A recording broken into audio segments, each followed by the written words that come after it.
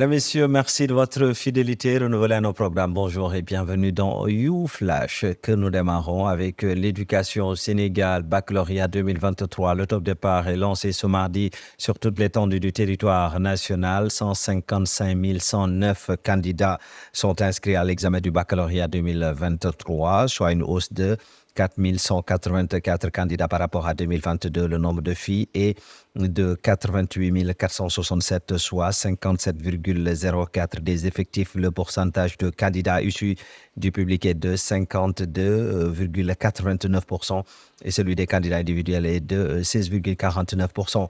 En tout cas, bonne chance à tous les candidats du baccalauréat 2023. Et nous poursuivons toujours, mesdames, messieurs, You Flash pour parler cette fois-ci du continent noir avec l'Afrique qui a un énorme potentiel et doit s'appuyer sur son capital humain pour se développer. C'est du moins l'avis de Cheikh Moubarak Wade, expert en marketing et entrepreneuriat. Il soutient que le continent doit investir dans sa jeunesse et valoriser les compétences et les qualités de cette population. Il encourage les jeunes à croire en eux-mêmes et à découvrir leur mission sur Terre. Nous suivons la réaction de Cheikh Moubarak Wade au micro de notre reporter. L'Afrique peut faire énormément de choses. L'Afrique doit se reposer sur son capital humain. Le capital humain, il est important. Ce capital humain doit reposer sur les compétences, doit reposer sur le savoir-être, sur le savoir-faire. C'est ça qui est important pour nous.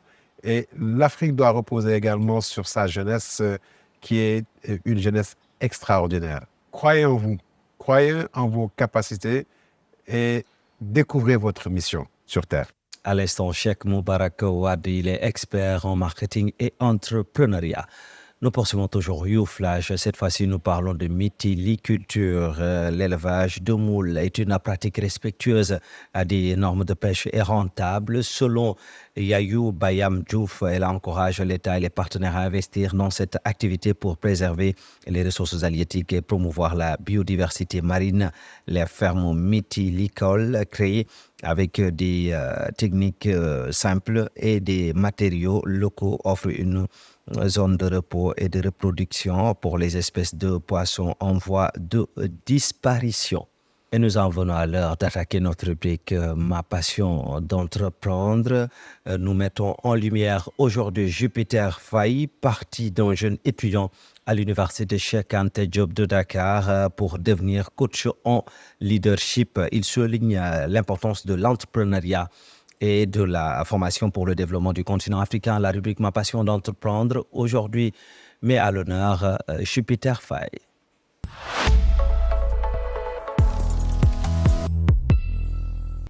Je n'étais pas préparé à ce milieu, je n'ai pas été formé à être un entrepreneur. Je suis passé par le parcours classique surtout de l'université Cheikh Anta Diop et je me suis surpris dans ce milieu-là à travers mon domaine qui est le coaching. Et c'est un secteur qui a fait de moi un entrepreneur de facto. Donc, d'abord employé avant de mettre en place ma propre structure. Non pas pour faire genre comme le disent les jeunes, mais parce que j'ai compris l'importance de l'entrepreneuriat pour développer ce continent. Nous avons tous sur ce continent, je le dis, en termes de formation, nous avons des intellectuels qui bougent beaucoup, qui sont appelés un peu partout et qui sont également sur ce continent-là, qui donnent pas mal de formations, parfois gratuitement. Et donc, pour moi, la formation est une clé, évidemment, pour tendre vers ce succès-là, pour développer le continent africain.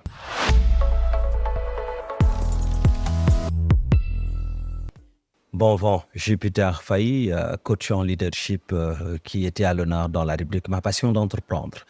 Nous poursuivons toujours You Flash, le chef des droits de l'homme de l'Organisation des Nations Unies, ONU, a lancé une alerte sur l'impact de la crise climatique sur le droit à l'alimentation, soulignant que 828 millions de personnes ont souffert de la faim en 2021 et que jusqu'à 80 millions de personnes supplémentaires pourraient être menacées d'ici le milieu du siècle. Les phénomènes météorologiques extrêmes et les conséquences du changement climatique détruisent les cultures, les troupeaux, les pêcheries et les écosystèmes rendant difficile la reconstruction des communautés et la satisfaction de leurs besoins, a-t-il souligné.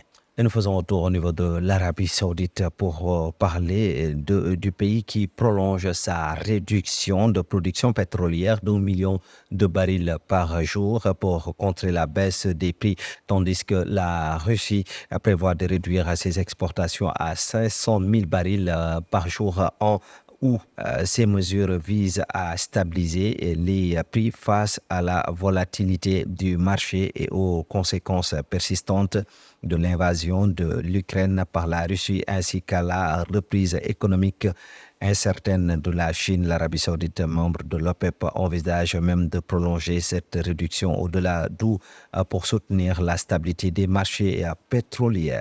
Et de l'Arabie Saoudite, nous nous rendons au niveau des États-Unis d'Amérique pour parler du pays qui a pris des mesures pour interdire l'importation de produits contenant des minéraux extraits dans des conditions abusives en République démocratique du Congo, mettant en avant la Chine accusée d'utiliser le travail forcé. Cette démarche vise à promouvoir des pratiques ethniques ou bien éthiques dans l'industrie des minéraux pour les technologies vertes.